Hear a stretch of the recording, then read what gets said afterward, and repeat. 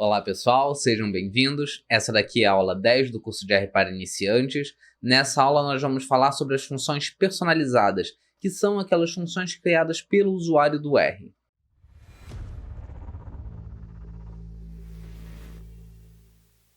Para criar uma função, nós precisamos definir três coisas. O nome da função, nós precisamos chamar a função function, ela que vai criar novas funções, e escolher os argumentos que entram dentro da nossa função. Tá? Não existe nenhum argumento pré-definido dentro da function, nós que decidimos o que vai entrar aqui. E nós temos o terceiro elemento, que é o mais importante, que é o corpo da função, definido aqui por essas chaves que vêm após o chamado da function. É aqui no corpo da função que nós colocamos todas as operações que a nossa função realiza. E é importante que a gente lembre que uma função nada mais é do que um conjunto de operações que foram roteirizadas. Então é aqui que a gente vai colocar o roteiro. Dessa forma, criar uma função pode ser extremamente simples ou complexo dependendo do que a gente quer colocar aqui dentro, do que a gente quer que a função faça.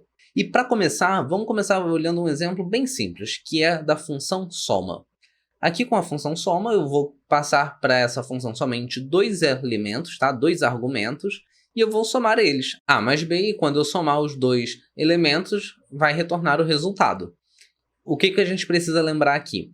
A e B vão ser dois valores qualquer que eu vou poder passar para essa função, só que os nomes que eu coloco aqui são os nomes que eu preciso colocar dentro do corpo da função. Daí a importância dos argumentos. Os nomes que entram aqui nos argumentos é com o que eu vou trabalhar no corpo da função. E para rodar a função eu rodo essas três linhas aqui. Eu tenho que rodar desde o nome da função até a última chave, né, que fecha o conjunto. Eu rodo e a função aparece aqui no meu environment. E agora eu já posso começar a utilizar essa função. Vou testar aqui com os valores 5 e 3, retorna 8. Posso testar com outros valores qualquer, como por exemplo 23 e 45, 68. Pronto, agora a nossa função já está, né, funcionando corretamente. Vamos olhar um segundo exemplo, dessa vez só um pouquinho mais elaborado, que é com a média. Né? Vou calcular a média de um conjunto de valores meio que manualmente. Então, para essa função média aqui, eu vou passar somente um vetor de números. Eu escolhi o nome números aqui arbitrariamente, e essa função ela vai receber somente um vetor. E o que eu vou colocar dentro do corpo da função? Essa parte nos interessa. Eu vou ter que selecionar a soma dos números, né, a soma do vetor, e a quantidade de elementos do vetor. Então eu preciso dessas duas funções aqui, sum e length. Agora notem, eu estou criando novos objetos dentro da função. E dentro do corpo da função, você pode carregar pacotes, criar novos objetos, utilizar qualquer função que você necessitar. Você pode até criar outras funções dentro de uma função. E o que te permite tudo isso é que esse espaço aqui entre as duas chaves que delimitam o corpo da função, estão dizendo para o R que esse daqui é um mini environment. Tá? Como um environment separado desse que aparece nessa janelinha aqui de baixo. Ou seja, esse elemento que eu estou criando aqui dentro, o objeto soma, o objeto quantidade, eles não vão para esse environment aqui, eles não vão ser criados como um espaço no R. Eles vão existir somente enquanto essa função estiver sendo calculada, somente quando eu for utilizar essa função.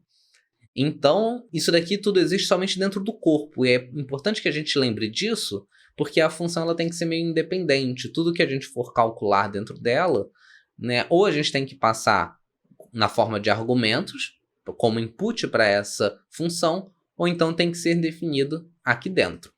A exemplo disso, para eu calcular a média, eu preciso somar todos os elementos de um vetor, e aí eu estou guardando essa informação no objeto soma.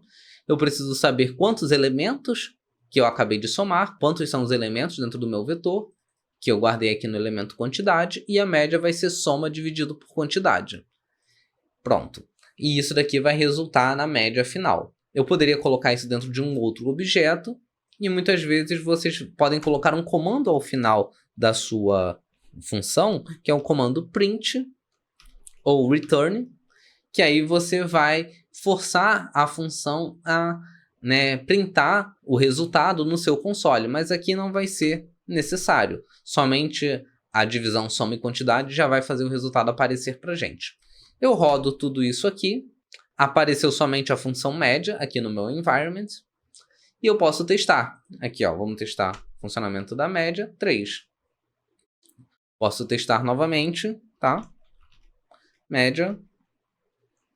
Vou querer os números de 2 até 35. Média vai ser 18,5, tá?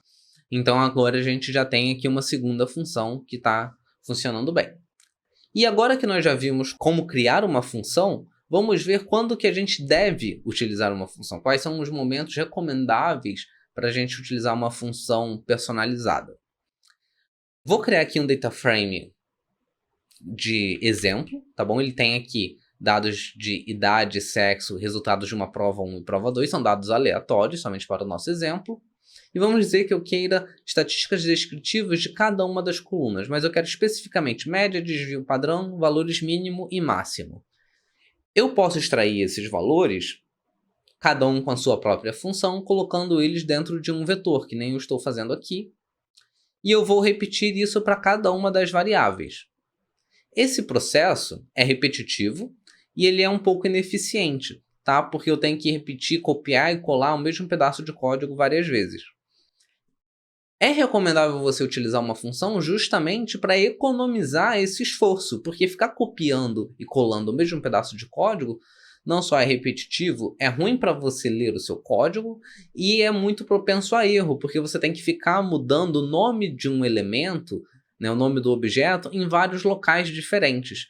Notem só, vou rodar essas 3 linhas aqui, desses objetos de descritivo, de idade, prova 1 e prova 2, e notem, deixa eu pegar aqui o resultado do primeiro, do segundo e do terceiro. Do primeiro foi 2 vezes. Notem aqui o segundo elemento, que seria o desvio padrão. Tanto da prova 2 quanto da prova 1 tem o mesmo valor, porque eu esqueci de trocar o nome ao copiar e colar o código. Então é um erro que foi inserido aqui, né, na hora de copiar e colar. Eu esqueci de trocar um dos nomes. Só que isso é difícil de você identificar olho nu. Vou criar uma função para automatizar um pouquinho esse processo, automatizar parte dele. Dessa vez eu não vou ter que ficar escrevendo sempre min, sd, min e máximo. Então vou criar aqui a função descrever coluna, tá? Vou passar aqui uma coluna dentro dessa função. Não funciona o data frame inteiro, vai ser uma coluna. E o que eu vou pedir? Eu vou organizar esses resultados dentro de um próprio data frame. Então vou criar aqui a variável média e eu vou chamar a função min. Desvio padrão, vou chamar SD. Mínimo e máximo, a mesma coisa. E eu vou sempre colocar o argumento NA remove igual true, para caso essa coluna tenha algum dado ausente, algum missing, isso não seja um problema, não impeça a função de rodar. A função termina aqui na linha 57, vamos rodar tudo isso. Run. Pronto, já tenho a função aqui no meu environment. E agora eu posso só rodar ela sobre cada uma das colunas. Pronto, já tenho aqui um vetor com os resultados. Dessa vez já aparece para mim até o nome de cada estatística, facilitando a leitura. Dessa vez eu não tive que ficar alterando o nome de objeto em vários locais diferentes. E isso facilitou, automatizou um pouquinho, né, o processo. Mas vocês podem notar que eu ainda tive que copiar e colar o nome da função para cada uma das variáveis. E isso quer dizer que eu ainda posso automatizar mais ainda esse processo, aplicar essa função simultaneamente em todas as colunas. Há uma forma de fazer isso, só que nós vamos abordar isso na próxima aula. Então fiquem ligados porque o próximo vídeo da playlist vai ser sobre operações vetorizadas, como nós vamos aplicar uma função qualquer em diversos elementos simultaneamente. Se você gostou dessa aula, deixa o seu like aqui embaixo, se inscreve no canal, mas caso você queira ter acesso a muito mais conteúdo como esse daqui, considere entrar para a Academy. Lá você vai fazer parte de uma comunidade bem ativa, além de ter suporte para todas as suas dúvidas por meio de e-mails ou supervisões ao vivo. Acesse o link aqui embaixo na descrição para ter mais informações.